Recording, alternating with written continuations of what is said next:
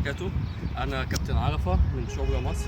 ان شاء الله ده هيبقى اول فيديو تدريبي لينا، ويا رب نقدر نستفاد سوا مع بعض. هيبقى ان شاء الله عن الكارديو، ومن افضل انواع الكارديو هو نط الحبل. ربع ساعة منه بمعدل نص ساعة جري سبرنت، والنص ساعة منه بمعدل ساعة سبرنت. ان شاء الله هنتعلم ازاي ننطه، وباذن الله هتبقوا فت قوي فيه. اول حاجة الحبل بيبقى ورا ظهرك، بيبقى مشدود، ايدك في مستوى وسطك، ما بلفش بايدي كلها. كلام جميل. النطه بتبقى على وش رجلي، ما بنطش كده اهو. كلام جميل.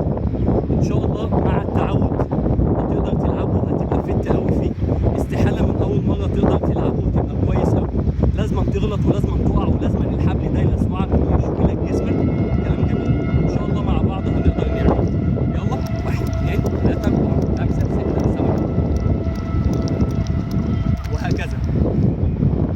مع التعود اي حاجه في الكارديو، اي حاجه في الدنيا بتعتمد على التعود. طول ما انت بتنط كويس وكل يوم يوميا بعد التمرين، ويفترض يعني يستحسن ان الكارديو يبقى بعد التمرين عشان تستفاد منه. باذن الله هتقدر تستخدمه وهيبقى كويس قوي معاك، وهتبقى احسن باذن الله.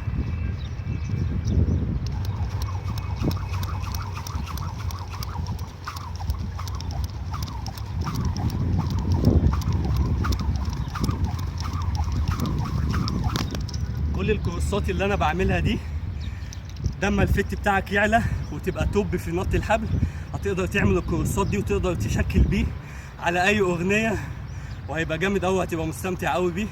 بالتوفيق يا ابطال، واستنوا مني فيديوهات تانية عن التدريب. شكرا.